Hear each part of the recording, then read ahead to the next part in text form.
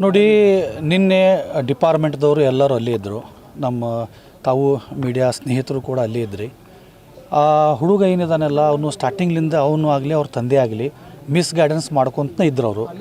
ಅವರು ಸ್ಟಾರ್ಟಿಂಗ್ದಲ್ಲಿ ಅವರು ಇದನ್ನೂ ಹೇಳಿದರು ನಮ್ಮ ಕಸನ್ ಬ್ರದರ್ಗೆ, ಇಲ್ಲ ಇದು ಮರ್ಡರ್ ಅಲ್ಲ, ಇದು ಏನೋ ಸುಸೈಡ್ ಮಾಡಿರಬೇಕು, ಮತ್ತೆ ಯಾಕೆ ಡಿಪಾರ್ಟ್ಮೆಂಟ್ಗೆಲ್ಲ ನಾವು ಹೇಳೋದು, ನಾವೇ ತೊಗೊಂಡು ಹೋಗಿ ಮಣ್ಣು ಮಾಡಿಬಿಡೋಣ ಅಂಥೇಳಿ ಅಂದ್ಕೊಳ್ಳಿ. ನಮ್ಮ ಫ್ಯಾಮಿಲಿ ಮೆಂಬರ್ಸ್ ಎಲ್ಲ ಅದ್ರ ಬಗ್ಗೆ ಅಬ್ಜೆಕ್ಷನ್ ಹಾಕಿದರು. ಇಲ್ಲ, ಇದು ಮರ್ಡ್ರೇ ಇದೆ, ಇದ್ರ ಬಗ್ಗೆ ತನಿಖೆ ಆಗಬೇಕು, ಡಿಪಾರ್ಟ್ಮೆಂಟ್ ಬರಬೇಕಂತ ಹೇಳಿ ಎಲ್ಲರೂ ಒತ್ತಾಯ ಮಾಡಿ ನಾವು ಇದನ್ನು ಮಾಡಿದ್ವಿ. ನಿನ್ನೆ ರಾತ್ರಿವರೆಗೂ ಸಹ ಆ ಹುಡುಗನ ತಂದೆ ಇಲ್ಲೇ ಇದ್ದರು.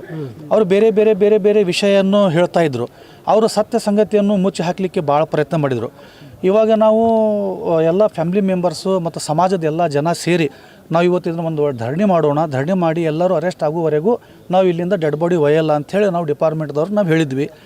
SP ಸಾಹೇಬರು, ACP ಸಾಹೇಬರು, ಸಂಬಂಧಪಟ್ಟ ಠಾಣೆ ಎಲ್ಲ ಇನ್ಸ್ಪೆಕ್ಟರ್ಗಳು ಬಂದು ಅವರು ನಮ್ಮ ನಡುವೆ ಒಂದು ಮಾತುಕತೆ ಆಯಿತು. ಅವರು SP ಸಾಹೇಬರು ನಮ್ಗೆ ಆಶ್ವಾಸನೆ ಕೊಟ್ಟಿದ್ದಾರೆ, ನಿಷ್ಪಕ್ಷವಾಗಿ ಇದು ತನಿಖೆ ಆಗಿ ಇದಕ್ಕೆ ಸಂಬಂಧಪಟ್ಟವ್ರು ಯಾರ್ಯಾರು ಇದ್ದಾರೆ, ಅದು ಗಾಡಿ ಕೊಟ್ಟವರು ಅವ್ರ ತಂದೆ ಆಗಲಿ, ಆ ಅಪರಾಧಿಗಳಾಗಲಿ, ಅಪರಾಧಕ್ಕೆ ಯಾರು ಪ್ರೋತ್ಸಾಹ ಮಾಡಿದ್ದಾರೆ ಪ್ರತಿಯೊಬ್ಬರಿಗೂ ಅವರ ಕಾನೂನಿನ ಚೌಕಟ್ಟಿನಲ್ಲಿ ಅವ್ರಿಗೆ ಅರೆಸ್ಟ್ ಮಾಡ್ತಾನೆ ಅಂತ ಹೇಳಿ ನಮಗೊಂದು ಆಶ್ವಾಸನೆ ಕೊಟ್ಟಿದ್ದಾರೆ.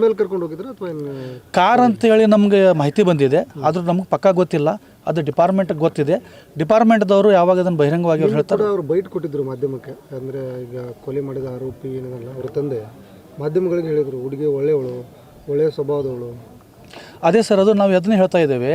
ಅವರು ಆ ಹುಡುಗಿ ತಂದೆಗೆ ಬೈಟ್ ಕೊಡ್ತಿದ್ದಿಲ್ಲ.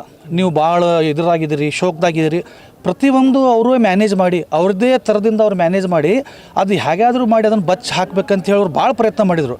ಬಟ್ ಅದು ಸತ್ಯ ಸಂಗತಿ ಯಾವತ್ತೂ ಬಚ್ಚಿಡೋಕೆ ಸಾಧ್ಯ ಇಲ್ಲ. ಅದು ಅವ್ರ ಮಗನೇ ಆರೋಪಿ ಇದ್ದಾನೆ. ಅವನು ಡಿಪಾರ್ಟ್ಮೆಂಟ್ದವ್ರದಂತ ಒಪ್ಕೊಂಡಿದ್ದಾನೆ ಅಂತ ಅವನು. ನನ್ನ ಹೆಸರು ಮೊಹಮ್ಮದ್ ಇರ್ಫಾನ್. ನಾನು ಸೋಷಲ್ ವರ್ಕರ್.